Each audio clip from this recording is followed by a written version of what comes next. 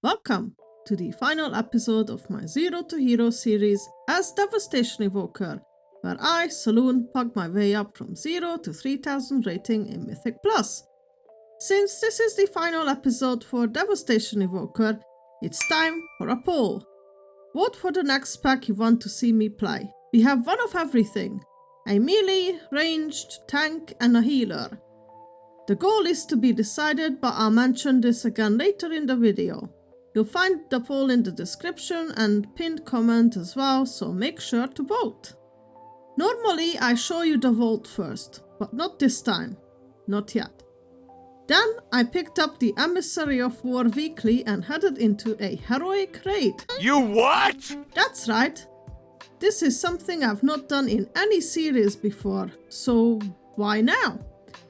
Since the raids are so separated, it's much easier to hunt down certain items like trinkets, and one of those drops from the easiest boss this season: Dream Rift. If you do this on reset day or one day after, it will be an easy clap. I sadly can't say the same about Void Spire. I knew this group is not gonna get far when I saw myself being top DPS at one point on the first boss. On top of that, everyone spoke a different language in the raid chat, so this was a true EU pug raid experience that I noped out of once we wiped on the first boss due to the tanks not knowing what to do. On the second attempt, my favorite boss was the end of the road, as only one circle hit the wall, so we got lasered down.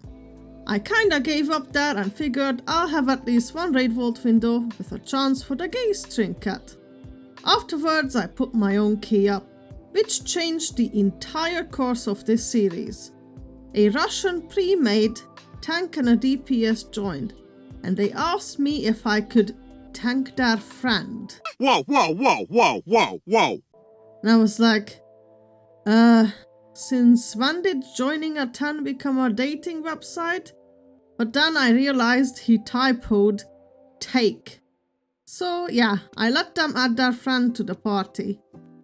Before the key started, one of them posted something in Chinese mixed with Russian, which made me very nervous. For those who don't know, on EU servers, Russians kinda became a meme. They will be either terrible or god tier players. Nowadays I feel like they've definitely improved, but this group was god tier. These guys were blasting, and even that would be an understatement. In the overall, I was just above the tank, because even the prop pally was doing crazy amounts of damage the whole key. We not only 3-chested it, but also had 0 deaths. It also meant that I got a 13.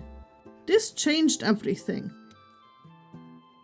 In my past experience, people won't join your key unless you have an appropriate score on higher key levels, so I decided to try and pug some 11s or 12s. Last week I got invited to 10s pretty easy, so I tried my luck, and once again I was invited in about 5 to 10 minutes as DPS for a plus 12 Magister's Terrace. This was my first plus 12, and I will admit I only signed for relaxed keys. A big added benefit of 12s is that there is no annoying weekly affix, but instead we have Challenger's Peril, which means every death adds 15 seconds to the timer, so a full group wipe, for example, takes away 1 minute 15 seconds, which can make or break a key.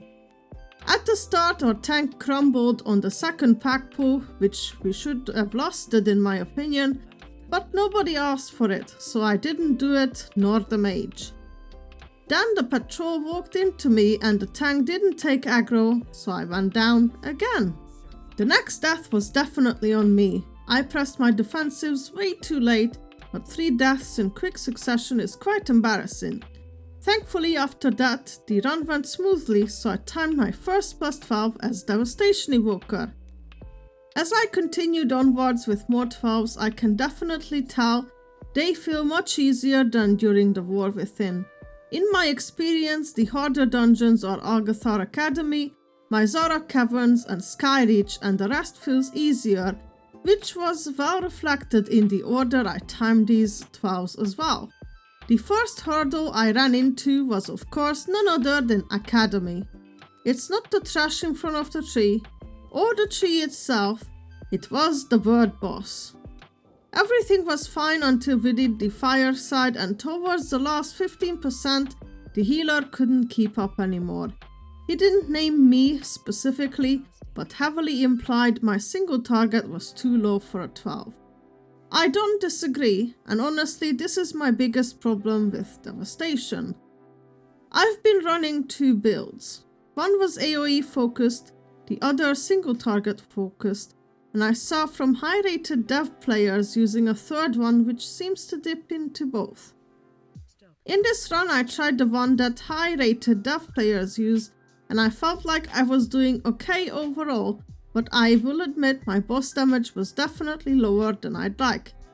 To be honest, once the healer died I was panicking a bit and focused on staying alive as much as possible rather than damage, but it was futile. In trashier dungeons I was running this AoE focused build where you build up your pyre stacks to 20 by using your blue spells such as Disintegrate, Eternity Surge, Azure Sweep or Azure Strike, and you basically alternate between them and pyre with 20 stacks on AoE. When I swapped to Scale Commander at first I messed this up a bit, but once I got used to it doing the first few turns, it had a nice flow to it. Also, as much as I was complaining initially about Deep Breath, visually it's a pretty cool ability, but it's still nerve-wracking to use.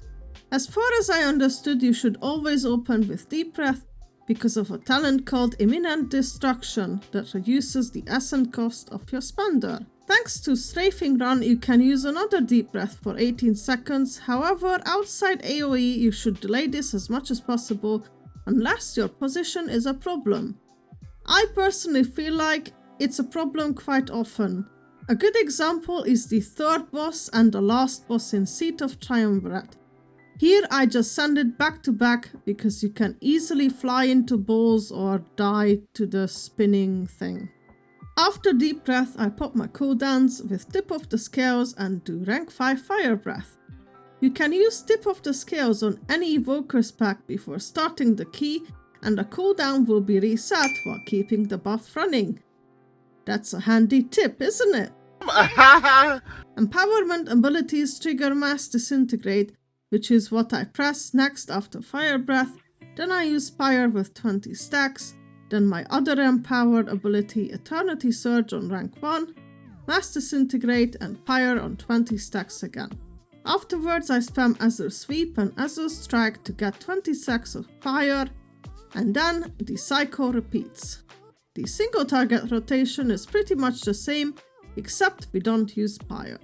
While I think the gameplay feels really nice of Devastation, it seems to be heavily dependent on its cooldowns, Deep Breath and Dragon's Rage, and enjoys big pulls. Because of this I tend to do well on trash heavy dungeons like Windrunner's Spire or Pit of Saron, but do rather poorly in Agathar and Skyreach, which seem to have less trash and more bosses. I did try a single target build for these, but I'm not sure if it was worth it. I feel like the C tier is definitely deserved for Devastation, and the nerf to Disintegrate was too much. So in my opinion, Devastation is fun if you're just doing 10s, but if you're looking to push beyond that, you're better off being Augmentation or another class. While I had some bricks, in the end I managed to time both Agathar and Skyreach, alongside all other dungeons except my Zara, which is one I haven't even tried on a 12. I figured it would be smarter to straight up join a 13 for that. We waited half an hour for a tank, but boy was it worth it. At the start he went an old school route I did not expect to see again. I thought the mask packs are quite dangerous, but we had no issues with them.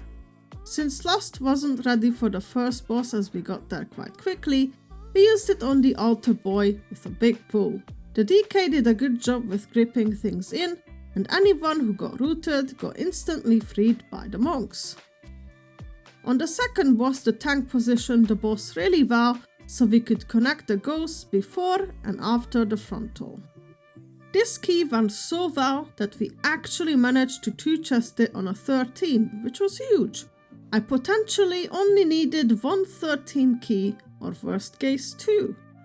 That needed to be Nexus Point as I had the lowest score there. We had a group that did super well and threw the key on the dumbest thing ever. The Shadow Priest kicked the wrong Lothraxian copy, but we had 3 combat reses up, so we could have still timed it, but the tank jumped off, so that was it. Very painful to lose it there. The next Nexus Point was destined to fail when I was greeted by the key holder saying they invited me because they love evokers, which was very sus. Then he asked for repair and didn't know how to do a pull timer. After explaining it numerous times, they still couldn't do it, which was an insanely massive red flag.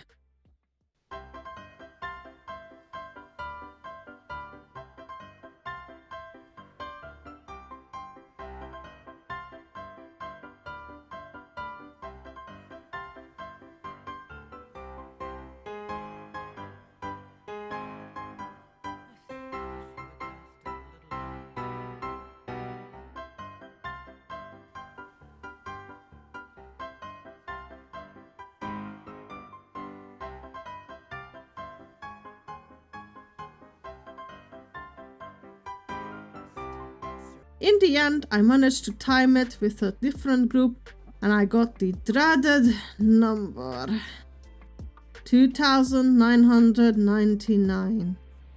Oh no! I needed one more key, but for some dumb reason I cannot explain why, I was so tired already that I thought this has to be none other than Seat of Triumvirate, because I had the lowest score there. But it could be literally anything, it didn't have to be Seat. However, I bricked several seats in a row, usually towards the end, which was pure agony. But I could have spared myself this by just signing up to a Pit of Saron 13, which was so easy. We even 2-chested it. But there we have it though. 3000 rating as Devastation. I have done this with 0 mythic items. That's right, my vault with 3 chances was so royally the biggest stirred in history. Another useless weapon, neck with awful stats, and a stupid hearth trinket that I already have 2 of in my bag. All of these choices seemed as a DPS loss, so I took a hero chest. The emissary of scam scammed me on all characters including the evoker. So yeah, I had no good items this entire series, which is diabolical. So what's next? Well, you decide with the poll.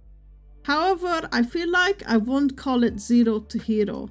Let's face it, this season is not hard, therefore calling it 0 to hero doesn't really feel appropriate. I'm thinking of calling the series Mythic Plus Pug Adventures or World of Warcraft or something, because I'm simply sharing with you my pugging journey while I learn a new spec and a class. I'm not sure how far I take the next character. It really depends if I enjoy playing it or not. I might be just going for 12 resilient rather than 3k, but we'll see. I don't know how the YouTube algorithm will react to potentially changing from 0 to hero, but I guess that's something I'll have to figure out. Anyways, this is the end of the Devastation Evoker series. I thank you all very much for watching. I hope you enjoyed it. Subscribe if you haven't already. Like the video and let me know in the comments if you're enjoying this season so far or not really. I'll see you all next time. Bye bye!